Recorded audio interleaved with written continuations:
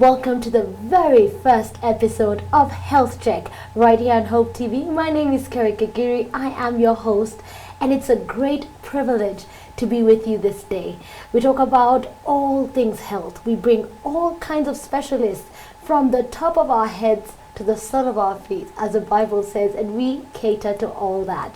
On the very first episode, it's an all ladies edition. Two beautiful ladies with me in studio, and today we'll be talking about one of the diseases that has over 264 million people all over the world infected.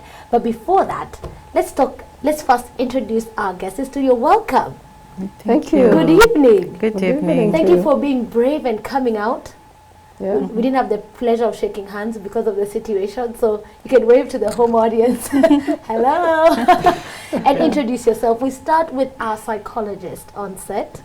Thank you, Kelly. My name is Jane Ngatia. I am a counselling psychologist, as you have said. Yes. I counsel people, families, and in all kinds of issues. And I also practice in Nairobi, and I teach counseling psychology. Wow. Yeah. That's great, and it's great to meet you. Karibu sana to Hope TV. And our psychiatrist in studio. Okay, thank you very much. I practice at Nairobi Mental Health Services here in Nairobi. I also teach at the university, psychiatry, and I'm happy to be here this evening. That is great. Their names respectively are our psychiatrist in studio, Dr. Catherine Gitau and Jane Ngatia. Can we first demystify the difference between both of you, psychologist and psychiatrist? Okay. And this is how we're going to do it. You're going to explain to me what she does, and she's going to explain to me what you do. Okay? Okay. Let's try. Let's start with you, Catherine. Dr. All right, Catherine. all right. Thank you once again. Okay, so for a psychologist, basically, I believe that psychologist training is on talk therapy. And for a psychologist, they are dealing with mental disorders that can be addressed through the talk therapy, which we call psychotherapy, and there are different forms of psychotherapy. And they also can do a mental assessment, and they can tell you, maybe some of them can come up with a diagnosis. She says she's a counseling psychologist. There are those who are clinical psychologists. They have a training also in identifying mental disorders. So, but then they don't prescribe medication. Yeah. Okay, is she correct? Are you satisfied? Very well. Very well done. Tick. And for you, what does the psychologist do? My luck, I believe I'll do it well. Okay. A psychiatrist is a very good friend of a psychologist, particularly the counseling psychologist, because what the psychiatrist will do is to give medication. Obviously, they'll do more detailed assessment in using the medical approach. To be able to establish issues like depression, issues like other mental illnesses, and on top of it all, the psychiatrist is able to prescribe medication, because basically, like our psychiatrist here is a trained doctor, and she'll be able to offer the medication that I'm not allowed to offer. That's good. I've taken you way We back work to your together. training. That's good. Yeah. But we cannot start this episode without talking about this deadly virus that is causing us to be at home. Many of us have stayed at home today. We're on quarantine. What do you know about the virus, and what words of advice can you give to anyone that's watching us today? To start with you, Jane. Well, from what I've learned, because I'm not a medical doctor and I'm not trained in those details, it's a kind of virus that affects more or less and worse than the common cold that I usually get and recover without anyone, doing so much on me. And it seems even more deadly because it will be passed very fast just with our dirty hands. And I'm kind of even saying that our hands are cleaner than ever before. I wish it was my heart that was as clean all the time. Oh, may God do So something. I have learned it's not a very friendly virus because again, it seems like it kills very fast and causes serious complications in the respiratory systems, which I need so much for my breathing all the That's time. true. Yeah. Yeah. Your comments, Dr. Catherine. Okay. For me, my comment would be, like today I had an experience where someone was telling me that this thing looks like a monster. You know, when someone talks about COVID-19, that the picture that comes to their mind is a big monster walking around, and yet it is such a tiny virus that you can't even see it with your own eyes. So when I think of a monster, I'm thinking about fear and a lot of anxiety that is being spread around due to that, and also the stigma that comes along with being told you have a certain condition. And for me, I think the main issue that most people are suffering from right now is anxiety, because you don't know how long this is going to be, how fast it will spread in our country.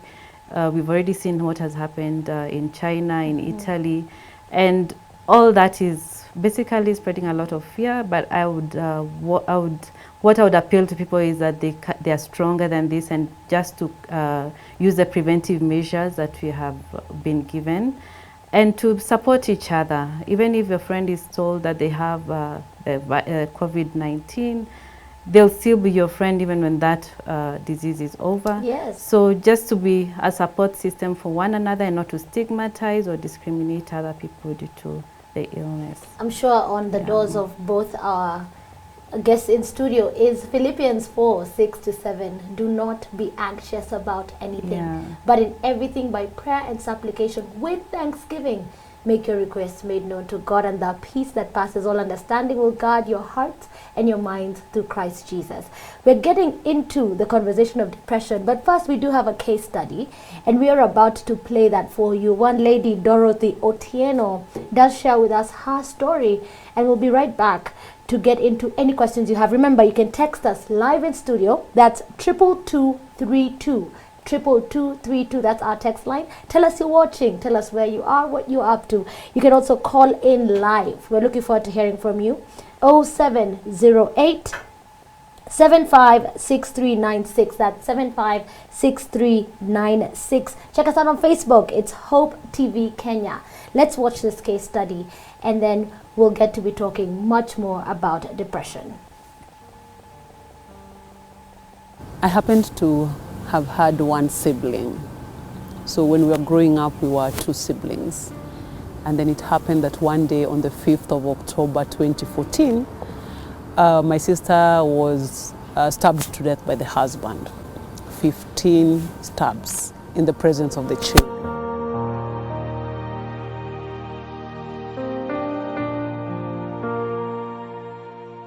Being the only sibling I had, that really affected me.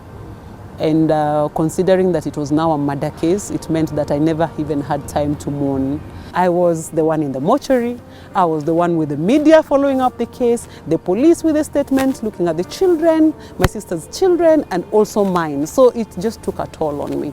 But I was so determined to, seek justice for my sister. But then there was barrier in each and every step, and that really weakened me. And I had to be strong even for the children, my sister's children. So I was in a situation where it was like bottling up everything, making it appear that I'm strong, but inside I was in pieces.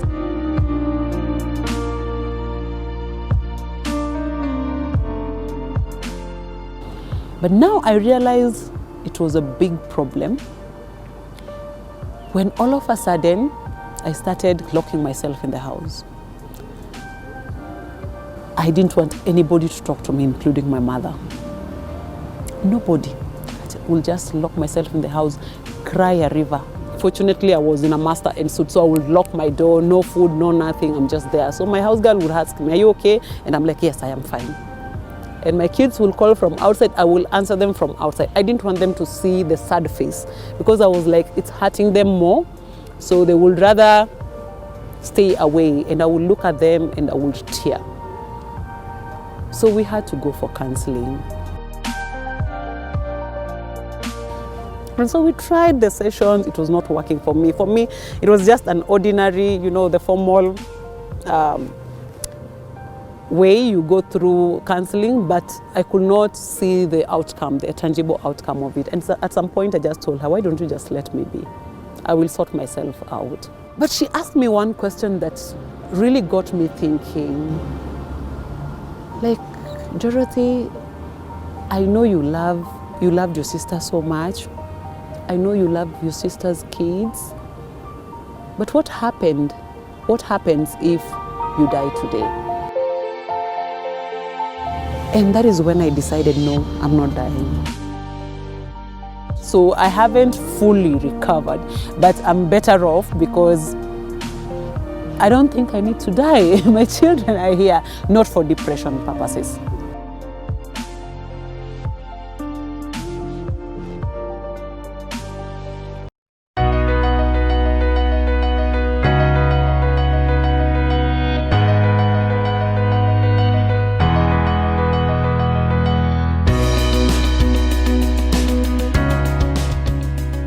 Wow, a lady just opening up her heart about grief.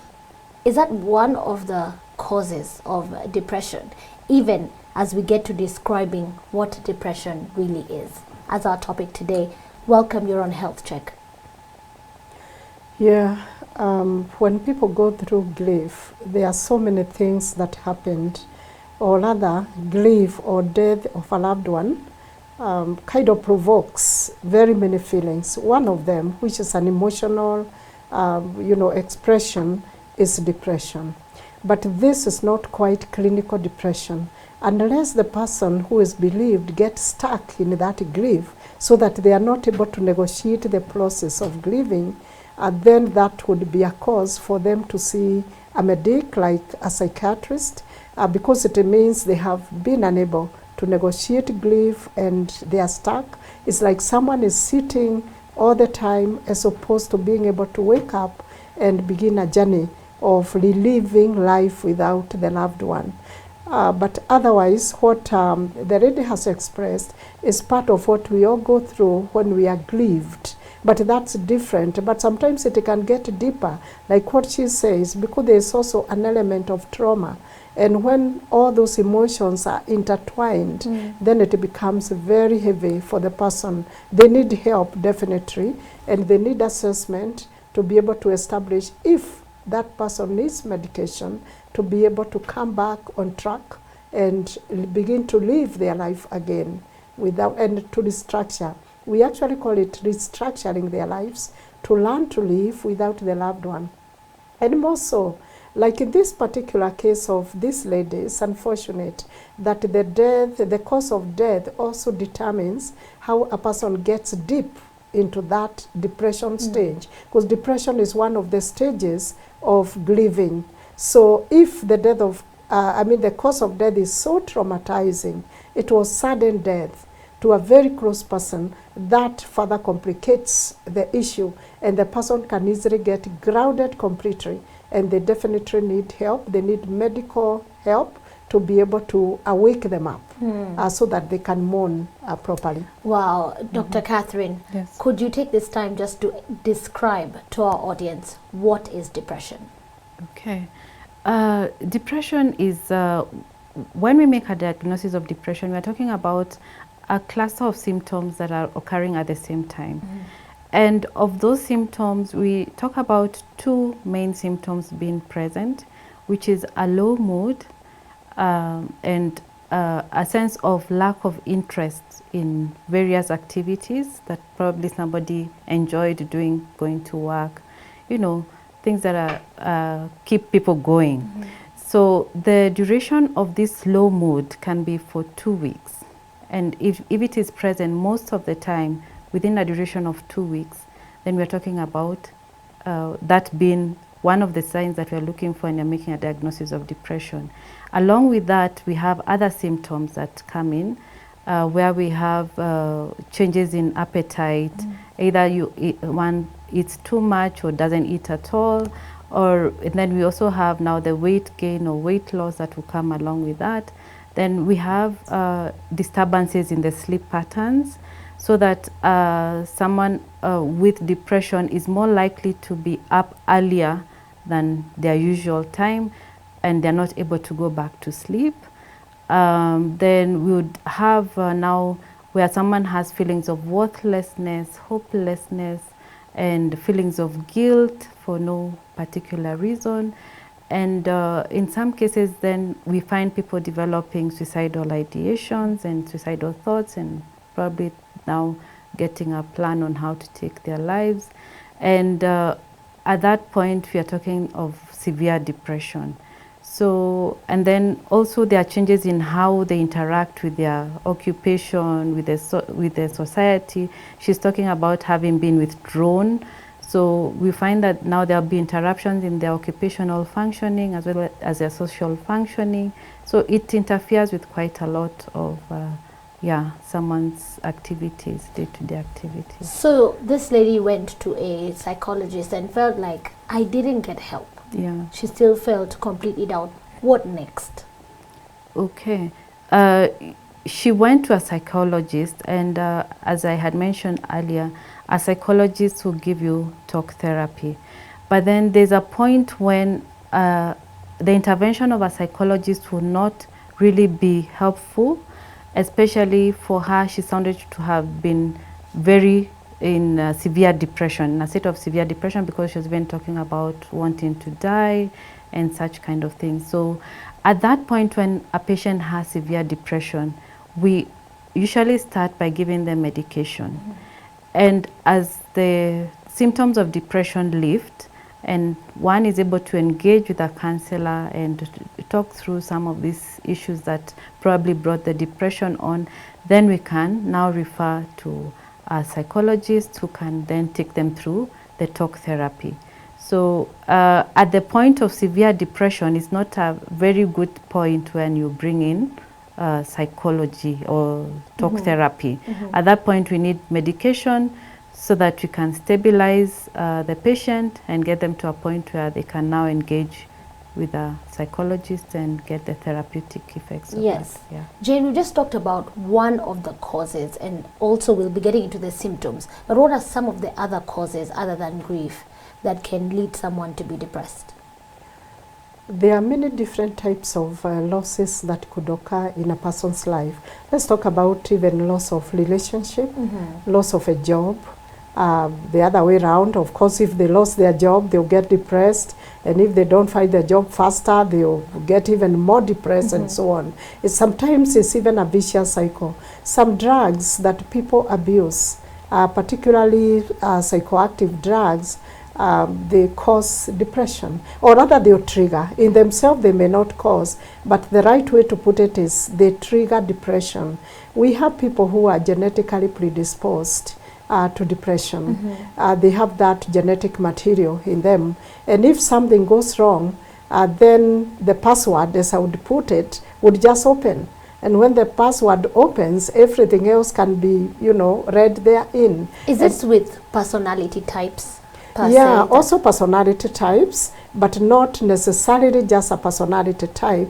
It has a lot to do with probably what the person has inherited, where they are coming from. So that can be a factor. And actually, other things like even, poverty, certain kind of so severe that someone is really, not able to keep up with their lives, can also be a trigger to depression. Actually, most of the times, depression is triggered, and people can prevent it. Mm-hmm. So if we can live a relatively stable life, and get on, even when things are so bad, we look for support, the necessary support. We don't need to get to a point where we have severe depression, except in cases like what the lady talked about earlier on. The loss, that was such a big bang on her life. And at that point, she needed very serious support not to sink mm-hmm. into depression. But as Daktari has said, once a person sinks there by bad luck, then they definitely need medication. But then we also advocate for a multidimensional kind of approach, so that the person gets medication. As soon as they are able to come up, they are able to actualize, they are able to see things in a good perspective, then the counseling psychologist comes in, because the idea there is to explore, what did that person mean to you? What does it mean to you now to live without the person? How would you deal with that if only you knew that it was going to happen? What action would you have taken? Kind of like bringing the person to reality, bringing the person to their thinking and rational thinking, and now dealing with also the emotions that the person has, so that they are able to stabilize and move on with their life. Okay, Yeah. as we talk about this, we're talking about the diagnosis. How is depression diagnosed? And when should our viewer know that I need to come see Dr. Catherine, I need to come see Jane? Yeah, okay. A diagnosis of depression is made, as I said, through this cluster of symptoms that we look at as we do the medical examination. We call it a mental state examination. As we are having a conversation, then you will express some of these feelings that I've been feeling sad most of the time, and and then along with that, there are also tools that we use, which are basically sort of questionnaires where you're feeling, and we're able to make a diagnosis of maybe this is depression, though those are just an add-on. But basically through a mental status examination, taking a good history, having an interaction with the patient, we're able to make a diagnosis of depression. If there is need, then we can go beyond that and do some other investigations to confirm it, though that is not really necessary, but just that conversation is good enough. Then how someone makes a decision whether to see a psychologist or a psychiatrist, that again depends on someone's exposure, but because a psychologist can make an assessment and see that this is severe depression. Even when they're trying to interact with the patient, they'll see that there's no really benefit from that interaction, and they'll refer to the psychiatrist first to probably put the patient on medication and then refer back to the psychologist. So it's more or less a matter of exposure where you are. If you see the psychologist first, they are able to make an assessment and refer to the psychiatrist. And the psychiatrist, once we see the patient and we see that they're at a level where they can interact with the psychologist, then we refer to the psychologist and we work together. Yeah. Wow, it's about time to go on a short break already. Great information on depression. We're welcoming all your questions, your comments to 22232. That's 22232. Also, call us live in studio on 0708, that's 0708 756396. That's 0708 756396. We're looking forward to hearing from you. This is Health Check with me, Kerry Kagiri, in studio, a psychologist, Dr. Jane, but she's a doctor, Dr. Jane, and of course, Dr. Catherine. See you in a short minute.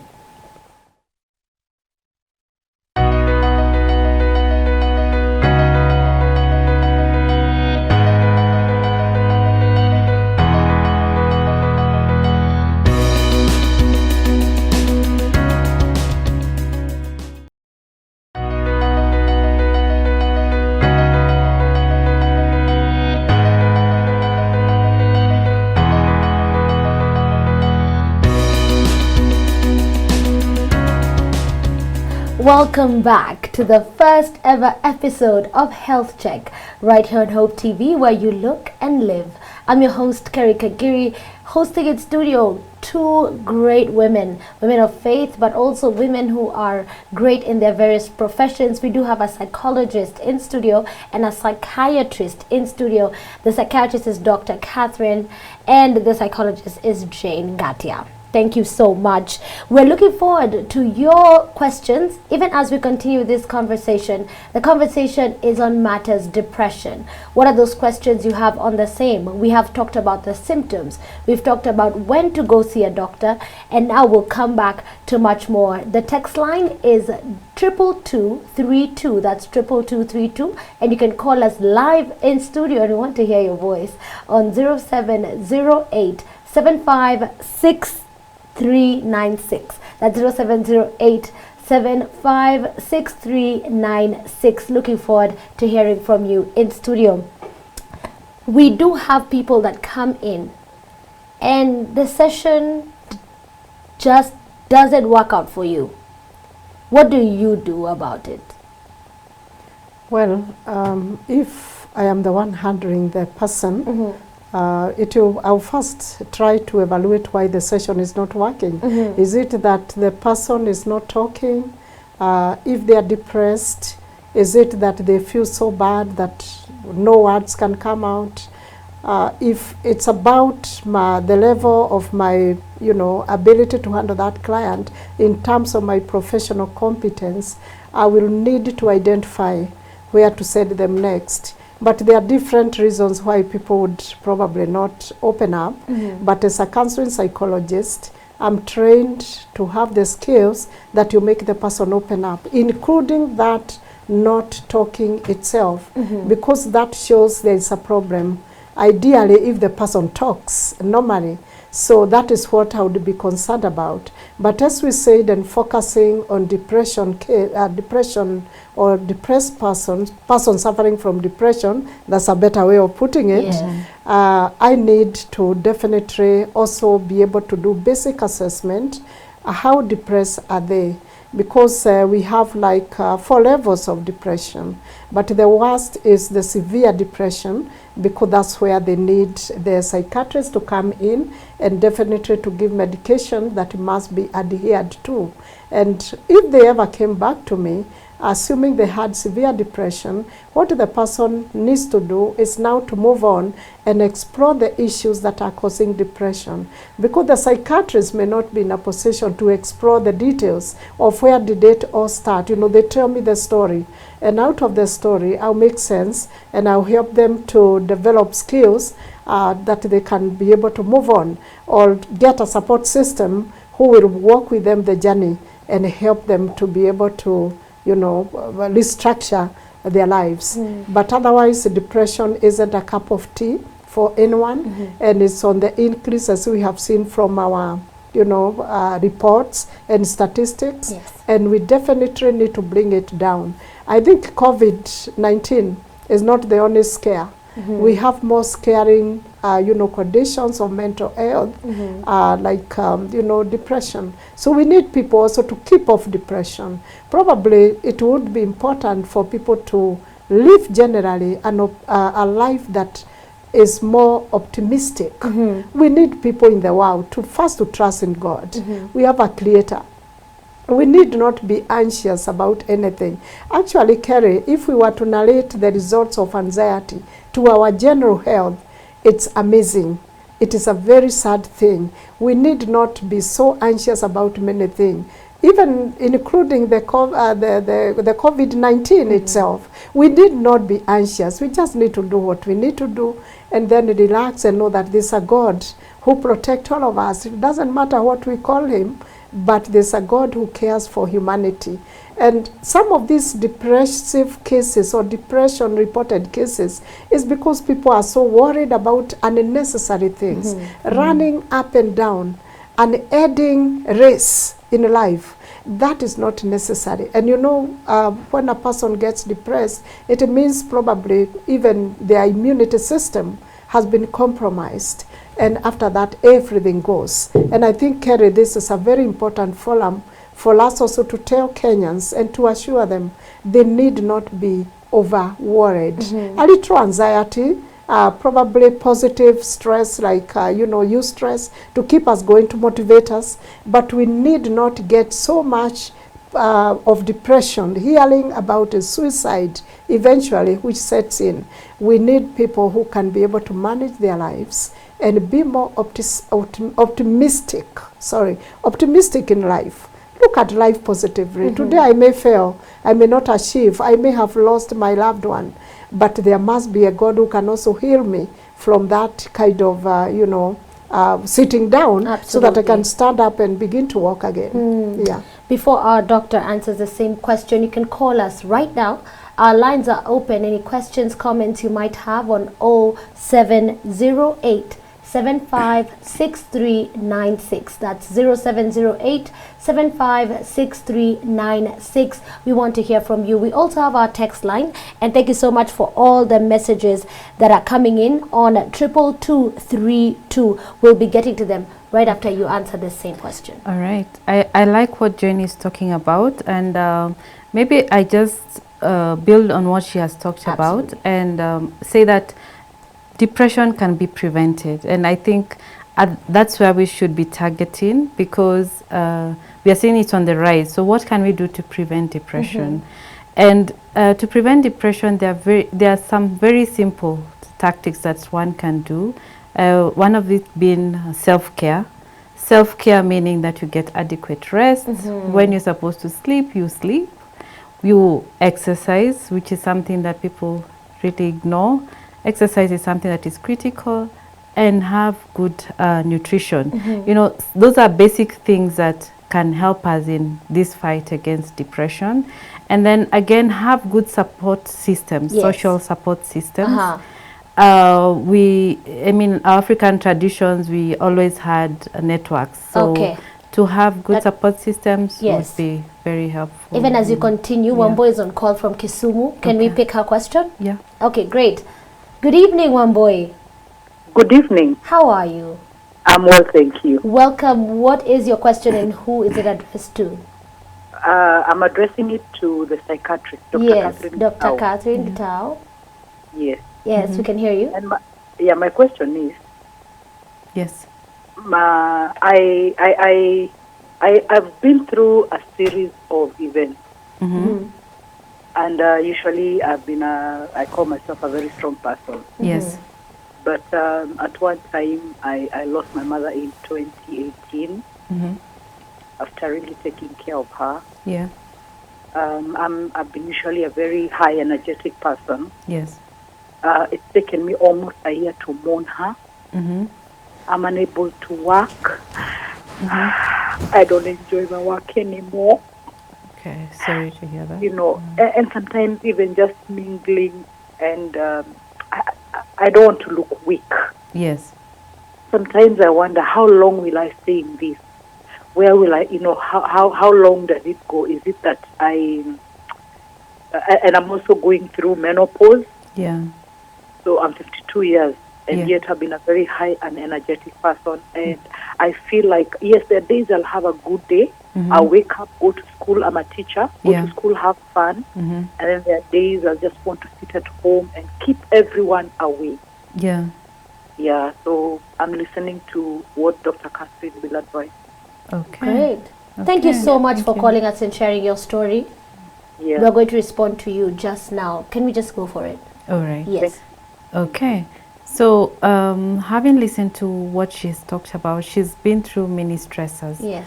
Menopause in itself is an internal stressor, not necessarily the external stressors that we face on a day-to-day basis, and the loss of the mother. And for me, I feel that she would benefit a lot if she went in to see a specialist who will take her through I feel like the grief has prolonged too long. That's been over a year now. Yes. And having a specialist to talk to her and, getting to listen to someone who is objective about this, it would be good if she sought a therapist to help her. If there's a psychologist, if there's a psychologist near her, she can be seen by one. If there's a psychiatrist, both can be very helpful to her at this point in time. Yeah. Let's talk about something we hear all the time during funerals and such spaces, which is the stages of grief. Yeah. Where do you feel she's stuck in that cycle of grief?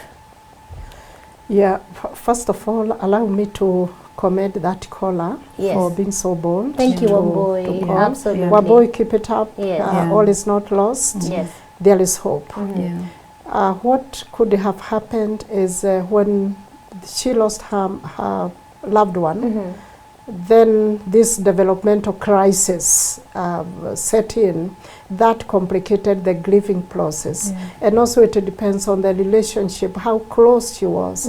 Definitely we are always close to our mothers, and I would imagine Wamboy the same happened. So she could be having delayed grief.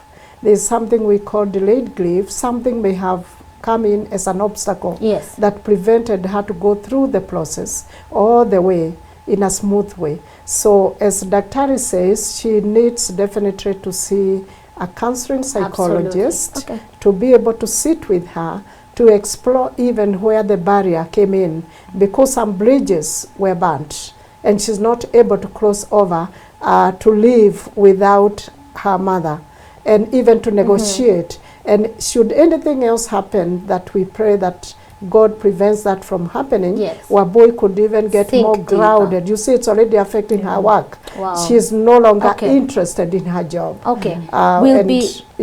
She needs help. Yes, I hear from both of you that Wamboi, if you could seek help, that would be absolutely great. Calls are coming in so fast, so we'll try and answer faster. Kigay from Bomet is online right now. Thank you so much for calling in. Okay, we lost him. That's fine. The calling line is 0708-756396. That's 0708-756396. You can text us live on 22232. We have a text, and you'll also just pick it up. One says, my father has all of a sudden gotten sulky. He's rarely talking to anyone. Could he be depressed? And how can we make him see a counselor? You'd like me to? Yes, please go ahead, Dr. Kagiri. Okay. All right. Thank you for that question. I'm hearing that from what the person who's texted has said, that the father is getting sulky. I would assume that he has a low mood most of the time, and now that we don't have other history to more than the low mood, I would want to know more about him. But I feel that if they see that there's been a big change in his personality, in the way he's relating with them, then I would advise them that they see somebody maybe who is more or less his age, who can talk to him and probably get him to seek help. Okay, so it's meeting someone who is more or less in his age gap, in his age group. And that person can recommend, and he can be able to respond to seeing a counselor. Yeah, someone who is who has some authority and can talk to him to see a counselor, and probably explain to him the changes that they have seen in the father, so that he's also, if he can get to the point where he will also understand that he has a problem, then it would be better if he will go to seek help voluntarily as opposed to involuntarily. But if he cannot get to that point of voluntarily seeking help, then I think they can find ways of getting him to be seen by a medic who can recommend probably a psychiatrist or a psychologist, depending on what they find. 22232 is our text line. That's 22232. You can call us live in studio. Our psychiatrists and psychologists are here to just give you consultation free live on Hope TV. The show is Health Check. Our call line is 0708 756396. That's how you can call us on 0708 756396 right here on Health Check. Even as we continue with matters, we'll be bringing you great action right here. There's a first aid segment where you get to learn how to respond when any situation is coming. That's some of the things that happen on Health Check. And also, we're having a great time right here in studio with Dr. Catherine and Jane. Even as we continue, more messages just coming in, and I think the major question we're having is, how can I get my mother or my father to seek help? It's actually usually a very tricky situation. Yeah, because they have authority over you, and you can't really force them to. Mom, you need help. So that's why I say, if you can involve somebody who they sort of get along with and who has some authority over them, then I think that's a way they can try that way. That's true. Yeah. Peter from Taveta is on call. Good evening, Peter. Good evening, Peter. Salama sana, ujambo? Hatujambo, wewe? Mimi ni mzima. Tunakaribisha swali lako leo. Asante sana. Mimi ni babu. niko na kijana wangu hapo Ehe.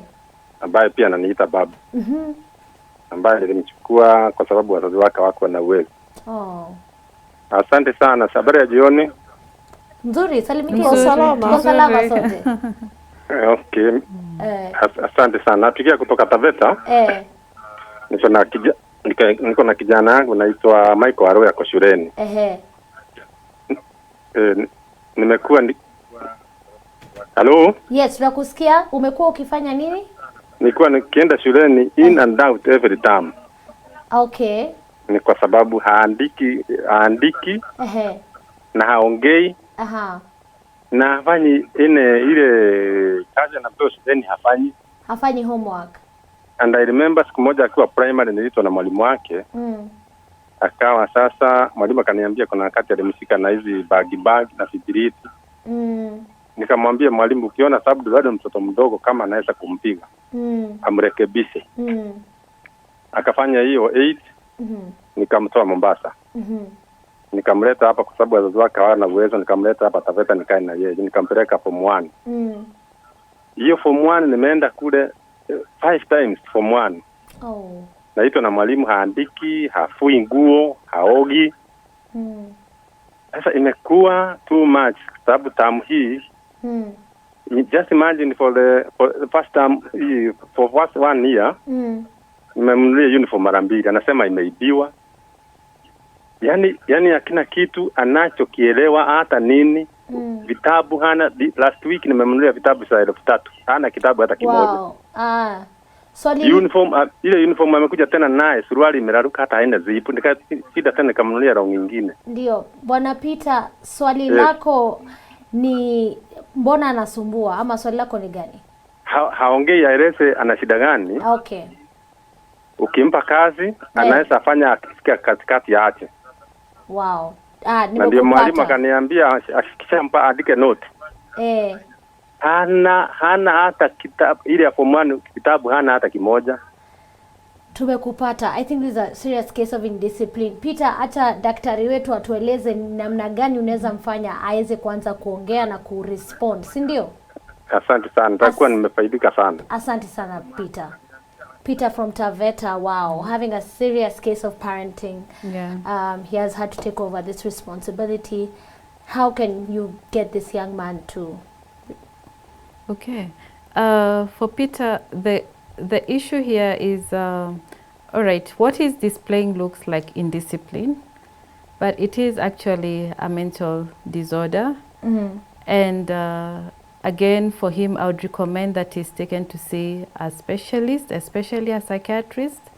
And I'm sure that there's a psychiatrist in Mombasa who can see him, make an assessment. I will not make a diagnosis by just listening to that, but I can tell that he does have a mental disorder that needs to be addressed by a psychiatrist. Wow. So, yes. Mr. Peter, this young man needs to see a psychiatrist. Let me welcome your comment as well.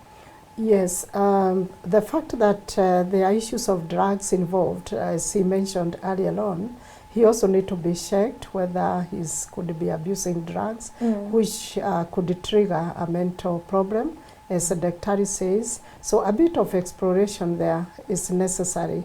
But we also realize that this boy is an adolescent. He could also be going through adolescence crisis.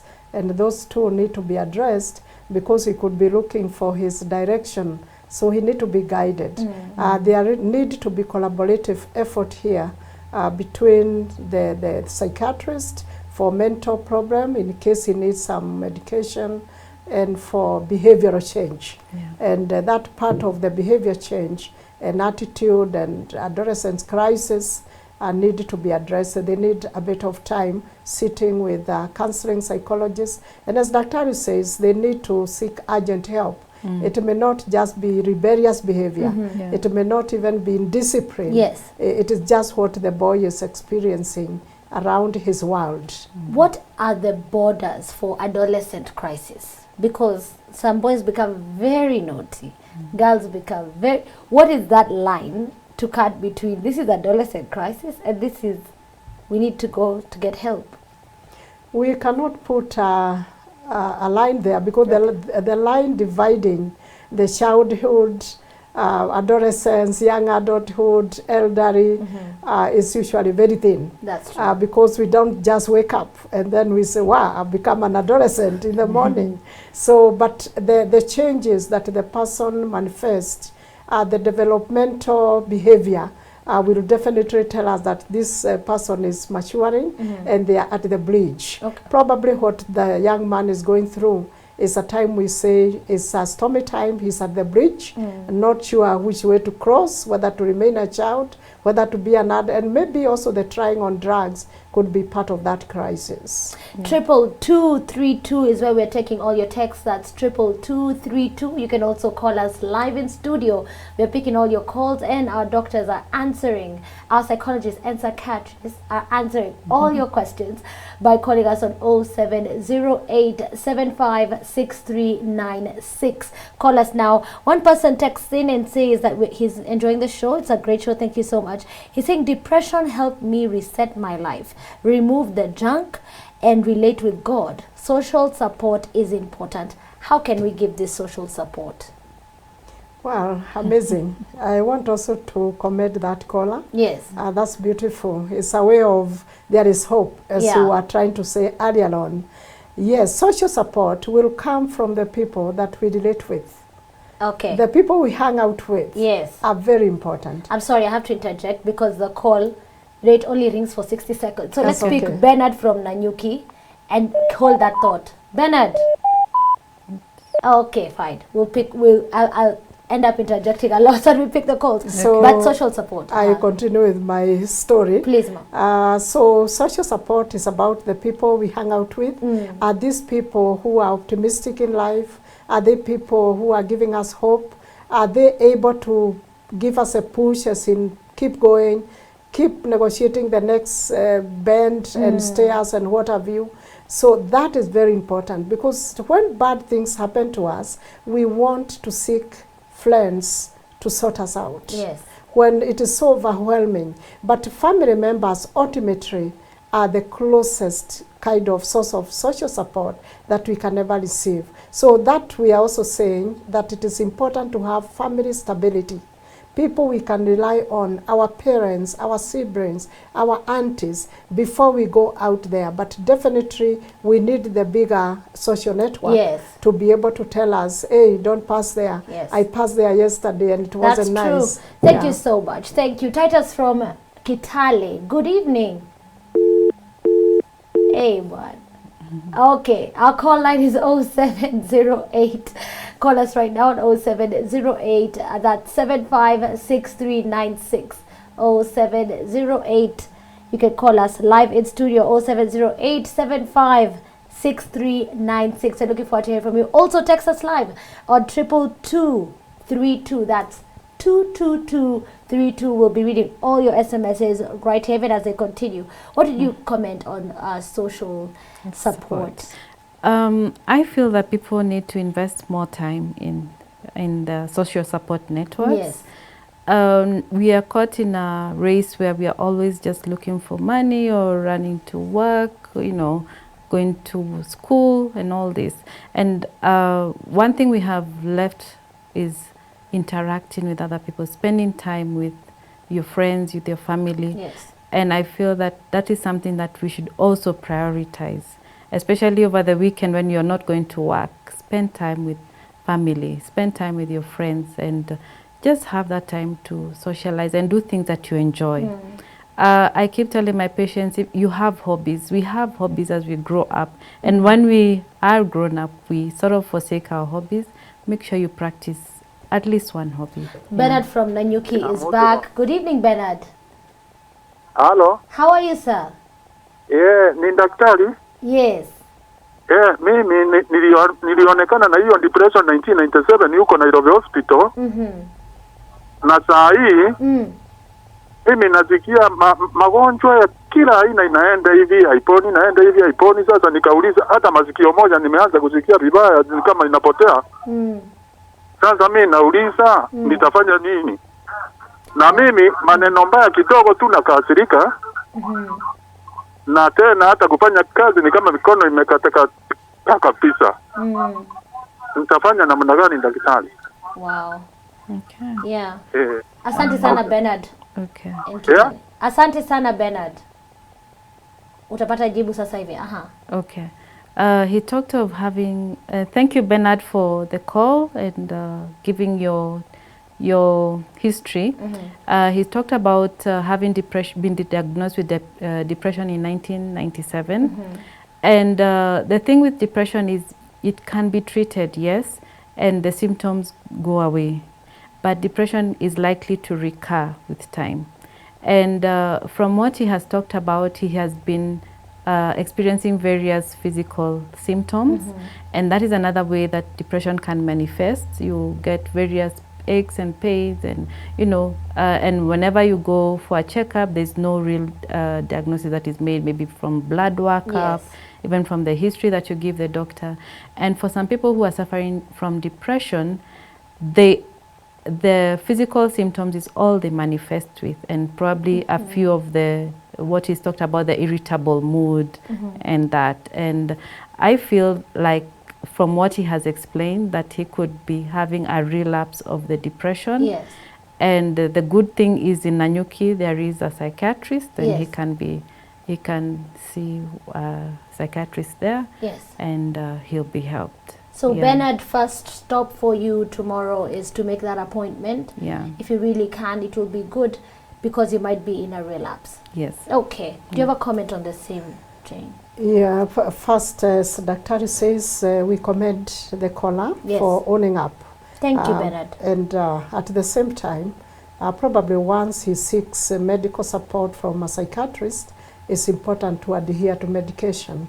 And whenever somebody feels what he feels now after an episode of depression, it's important always to seek that help. But furthermore, so he need to keep up doing the things he loves, getting that social support, making himself happier, just to fight off, depression in case it's standing at the door. Yes. Yeah. Rachel in Kitale. Good evening, Rachel. Rachel, good evening. Good evening, madam. Yes, how are you, Rachel? I'm fine. Go ahead with your question to the psychiatrist and Yes, psychologist. I lacked that social support completely because the immediate neighbors, even my own people, are not there for me. It was like I was left there after staying with my husband for over 20 years without a child. It was like nobody was there for me. Now, everybody went. I was left there at home alone, so I'm still suffering. Yes, what are you feeling? What would be the question to the doctor? What? What would be your question to the doctor? How can they My- support you?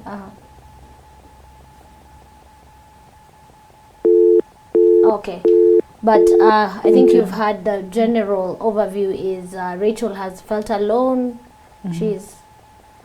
Yeah, and what Rachel has said is also very important because there's a realization that there's something she needed at that time which didn't come by. Yes. And at the point where we realize there's a problem, there's a gap in the way we are managing our own, health and mental conditions, is very important then to begin to look for that support because life is like, it's a journey. We don't know what may come in tomorrow. Something worse could happen, and it is important for someone to realize that, yes, I negotiated last time but badly.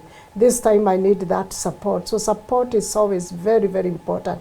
By the way, Kenny, Yes. we visit people in hospital, and because Dr. is here, it's not for any other major reason. It's not to take food, because they are fed in the hospital. That's true. It is to give that social support, because I believe when a person sees people, psychologically, they feel like somebody is caring for them besides the medical personnel. Yes. And they are able to negotiate their recovery process, I believe, in a more stable manner. So that social support we give should continue all the times, and particularly when we are out there. Dr. What would you tell Rachel? She's watching right now, feeling very low. Rachel has talked about something, if I got it right, she talked about not having a child in her marriage. And that is something that many people automatically think will happen once they get married. And that leads me to the point of our expectations. and what makes us happy as humans. I feel that sometimes when we put our expectations and our joys out there with other people, or acquiring this and that and the other, then we become very vulnerable. In the event that these other people are not there, then our world sort of crumbles. That's true. Yeah? And for me, I would like to ask her to look back into herself and find out, what is it that, what am I worth? Is it just having a child? Is it just that marriage that I lost? Or do I have more value beyond that? Yes. Before I got married, I was happy. Then how come now I'm not happy? What was taken away from me? That's true. So just interrogating some of these things that we sort of put ourselves in a cocoon, sort of, that you can't get out of. So interrogating some of these things can bring her to a point where she realizes that I am of more value than just this marriage that broke. Or I'm not going to make the marriage sound like it is something very small, Yes. because I know it is. It's big. It's a big issue. Yes. But am I of more value than this marriage that has broken? Am I of more value than not having a child? I mean, is that all that defines me? Wow. Yeah. May you receive all the strength you need, even as you get the help that is needed. Yes. For you to step over and above that. When we come back after the first aid kit, after the first aid segment, you'll be learning how to give first aid in 3 minutes.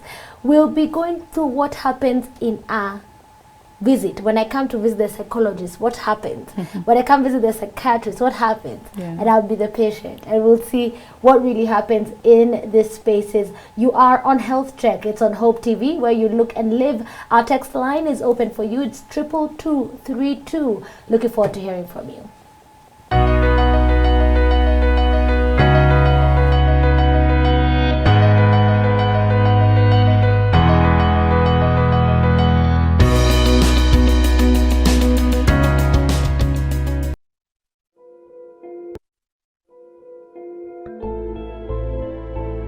What would you do if you found an unconscious person at home, in the office, or even on the street?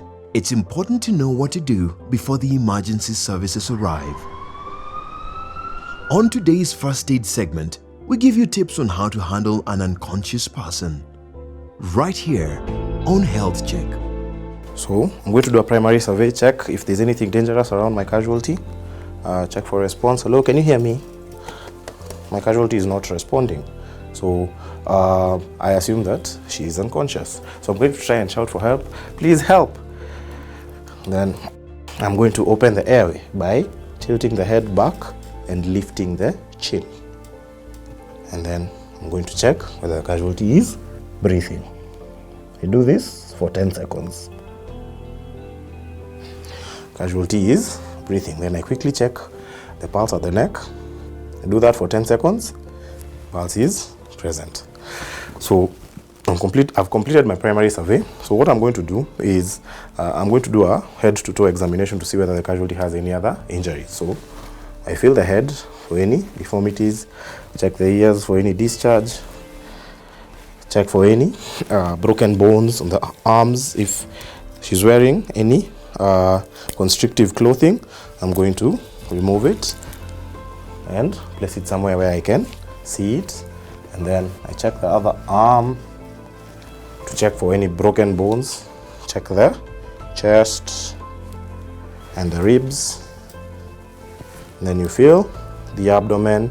Here you're supposed to be feeling for any softness. If it is hard, then you know that there may be a problem. Quickly check the back, and then check the pelvic bone, and then move on to the legs. Check each leg one by one for any broken bones, any sign of bleeding. There is no bleeding, so I'm going to place my casualty in the recovery position. So I'm going to take this arm that is closest to me. I place it at an angle, a 90-degree angle, and then I take the leg that is farthest away from me. I'm going to bend that knee like that until the foot is flat on the ground, and then I take her other arm open up the palm of her hand and give her a high five, and then place it on the cheek. And then I'm going to use this knee to turn my casualty onto her side. And then make sure that I maintain an open area, and then I go call for help.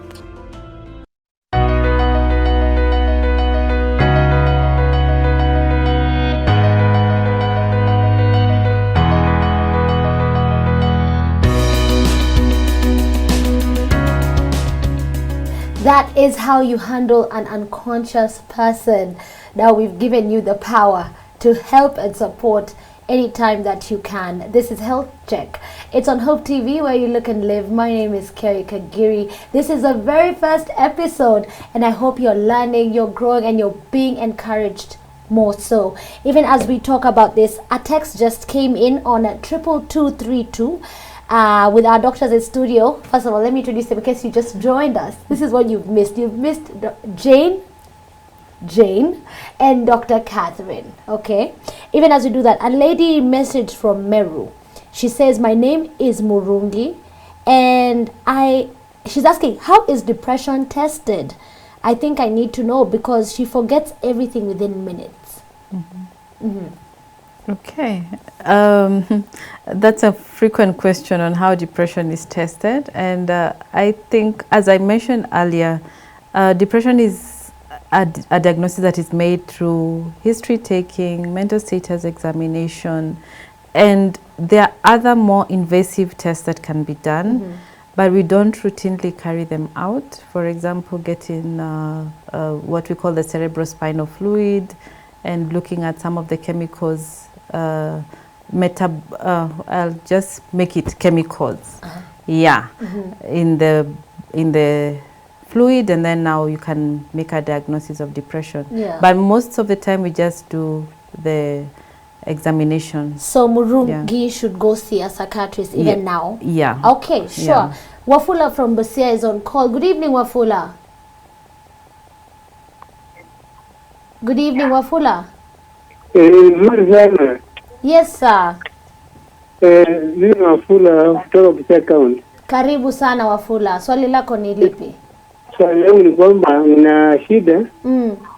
Mimi inaniuma pamoja karibu na mifupa yote, mdomo yote mimi inaniuma. Sasa lakini nimeshindwa nafanyaje? Mifupa pia mwili napata na inauma kila mahali. Oh, okay. Did you get that question? Rudia tena tafadhali. Mimi nasema mwili inaniuma zote kwa mdomo. Sasa nimeshindwa vile najifikiria, kwa sababu nauma kila kitu, hata nimeoa kingine na bado naendelea, natakana kuondolewa. Oh, okay. Okay, asante sana. Takujibu. I think he's been in pain physically, and as they look for the diagnosis, they're not finding a diagnosis. Asante sana Wafula, tumepata swali lako. Would it be the same as what you are recommending? Did I get that his teeth are paining? Yes, and when he goes, there's really nothing. Okay. I would think so, but I think you'd better get a good medical exam first. Yeah. Yeah, because for us to make a diagnosis of depression, then we'll have to have ruled out other organic illnesses.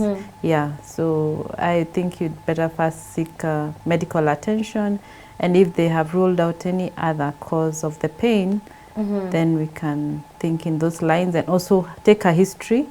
And if he has also symptoms of depression, the low mood, lack of interest, and all those other things I had mentioned before, then maybe then we can make a diagnosis of depression. Yes. Yeah. So what I get from Wafula is that he's actually gone to seek help, and probably those are physical signs. He feels maybe the physical signs manifesting for something else. But we will be handling dental health very soon right here on Health Check and much more. So keep it here, and I hope you got your answer.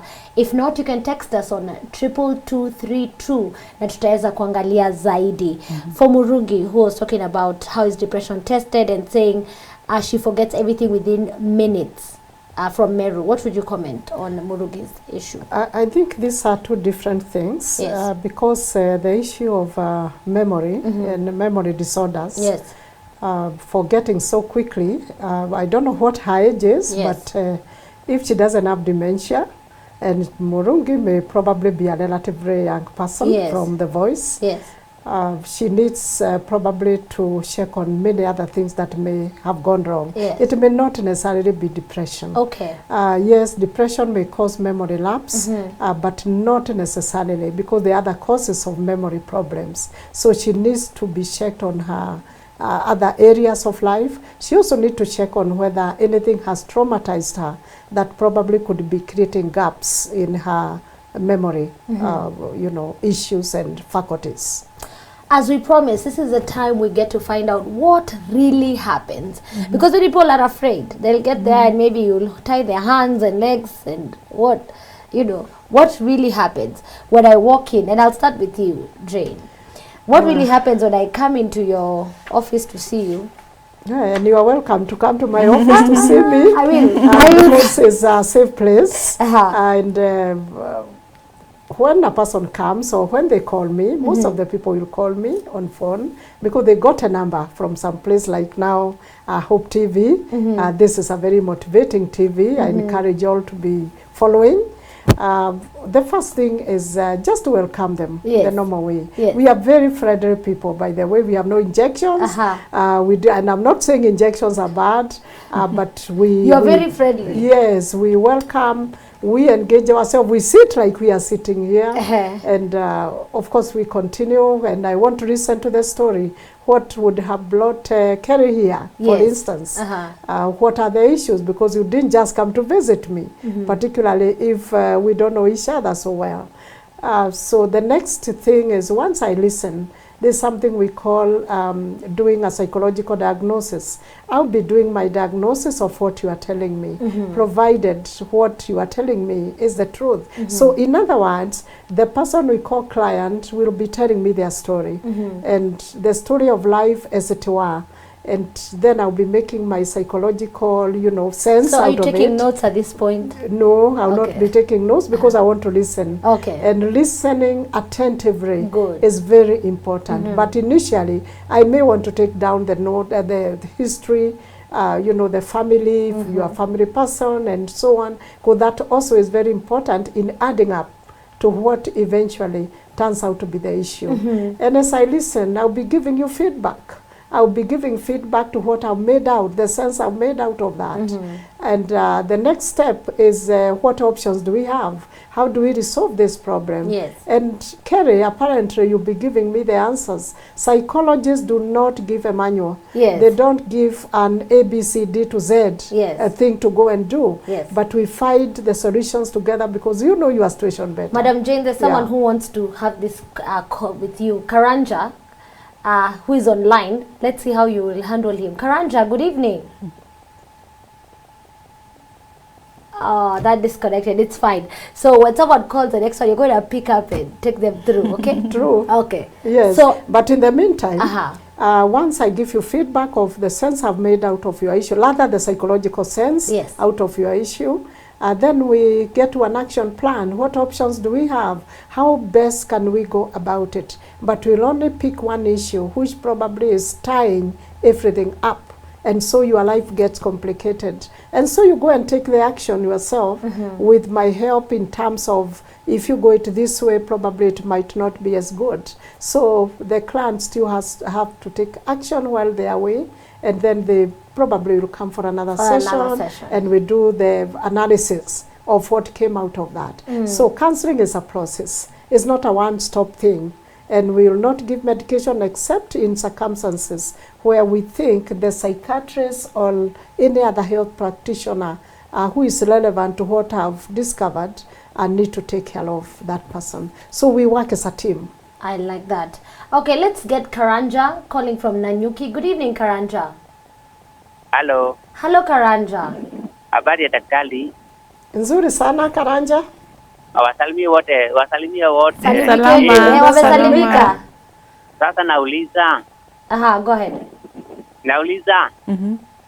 Sasa mtu akikosa kufanyiwa treatment na akiwa na depression utaendaje? Hey, Dr. Catherine Gitau, please answer Karanja. Calling from Nanyuki. Asante sana Karanja. Sio Karanja, sio Nanyuki, ni Murang'a. Pili nauliza. Oh, kwa Murang'a, okay. Pili nauliza. Aha. Kuna pahali mtu anaweza kwenda for treatment. Okay. Sawa. So he's in Murang'a. Karanja in Murang'a. Thank you, sir. Your answers are coming right to you. Thank you for watching Hope TV. Okay. All right. Thank you, Karanja, for that question. If someone is not treated for depression, it can go two ways. One of the ways is it can get worse and get to the point of probably being suicidal and probably even completing a suicide. So that's one way. The other way, depending on the severity or the cause of probably the stressor that led to the symptoms starting, if the stressor is removed, probably what led them to get depressed, then, and the symptoms are not very severe, and probably they get some social support systems or they get something good going, you find for some people the symptoms will lift with time. So it can go either way, yeah. And for Karanja, he asked if there is help that he can get in Murang'a. Yes. And yes, there are psychiatrists, actually about 3 psychiatrists who are in Murang'a. Yes. At the main hospital. Yes. So yes, he can get help. Very good. Yes. Peter from Machakos is on the line. Peter, good evening. Good evening. Yes, sir. Go ahead and ask your question, tafadhali. So, like you have some quarrels, and then after you are being quarreled, throughout the day you forget things, you get confused. Can that be something psychological? Oh, yes, sure. We'll answer you right now. Thank you so much for calling all the way from Machakos on Hope TV. What would you respond to that? Thank you. He said, Peter from Machakos, thank you for that question. Yes, when we get angry, like he says, when he's quarreled and probably he doesn't like being quarreled and he's not able to handle it, there is anger and hurt that is triggered, sometimes even guilt.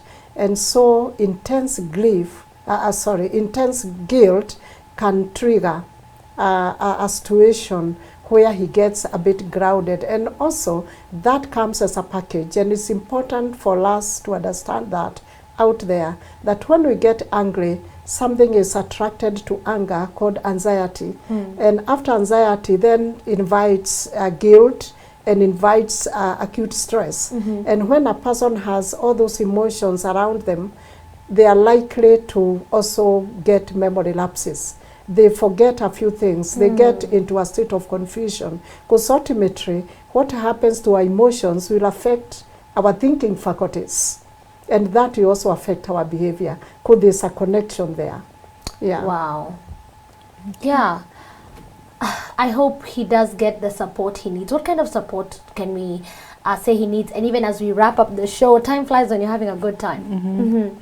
Okay, for him, I wouldn't know whether the quarrels are coming from a marital conflict or maybe his family, but I would wish that whatever relationship it is that is bringing up these quarrels, they need to address what the core issues are, and probably a therapist would be helpful in addressing such issues if they can afford one or if they can seek help from one, or just getting guidance from elders if it is a marital conflict, and trying to resolve some of these issues and probably deciding on the best way of communicating in whatever relationship that is, to avoid the point where now they have to quarrel ever so often. So I would wish that they would address these things that keep bringing up the quarrels, and probably address how they can be communicating better in their relationships. Because again, if it's a close relationship, then it's a person you'll meet every day. That's true. And probably just seeing them alone will trigger those emotions of, now I'm anxious, I'm stressed, because probably I'll be in another quarrel in a few minutes. And so it would be good to address whatever it is. Wow. Well, Unfortunately, we have so many questions, and I know you're trying to reach us on our various lines. You could keep dropping your SMSs on 22232, but we'll give both our guests in studio a chance just to wind up. The one thing I've heard you saying from this end is your environment really matters, and that could reflect and project whatever it is you produce out at work. This has been Health Check. This is the depression episode, and we have our psychologist in studio. That's a counseling psychologist, Jane Ngatia, and a psychiatrist, Dr. Catherine Gitau. What would you give, I'll start with Dr. Catherine Gitau, and it's not an age thing. I'm just starting with you. Yes. What would be your winding up remarks? Because we can't cover everything in one episode. Yes. For me, I think my winding up remarks would be mental disorders are preventable. Yes. And even if you are prone to developing a mental disorder, as she mentioned, there's the issue of genetics. There are many ways that you can help yourself cope better with the stresses that are there in life. A positive attitude means a lot in the way we deal. Like, for example, we have traffic on a day-to-day basis. If I approach this traffic with a lot of stress and tension, then at the end of the day, by the time I get to work, I'm stressed up. Yes. But if I approach it with an attitude of I am positive, I can listen to music or do something positive during that time, then of course, by the time I get to work, I'm still relaxed and happy and okay with the day. And that will reduce my stress levels. So the attitude we have should be positive in life. And we should seek to be the support that we also want. Yes. And also taking care of ourselves is something that we always need to have at the back of our minds at all times. Absolutely. Yes. Wow. Be the support that you want to somebody. Yeah. For you, as you wrap up and as we finish this episode. Yeah. Thank you, Kerry. Yes. I like speaking to Kenyans, and sometimes I even ask, can I face that camera? Please. I'm not sure. That is the one. Yes, I like speaking to Kenyans this time round, and say that your psychological, physical, emotional, spiritual health is what we need. We need to round it up. We need to give ourselves hope. We need to trust in God. Strengthen your spirituality. Let's be each other's keeper. If you see your neighbor is going down the drain and you know that they need help, why don't you lift them up and, suggest that they seek that help, like we have already said here. Yes. Let's keep Kenya free of depression. We are tired of the statistics, and those are not just statistics. These are people. Yes. We need to mind our psychological well-being, our health overall, and we need to make Kenya a depression-free country. Indeed, indeed. What a note to wind up on. Remember, Health Check is here to serve you. Is there anything you want to watch or see? 22232 is our text line that you can keep texting. We do this every Tuesday, so join us here next Tuesday on Health Check with another episode. Thank you so much to our guests. We appreciate you so much. I've been your host, Kerry Kagiri. Until next Tuesday, keep it right here, Hope FM or Hope TV, where you look and live.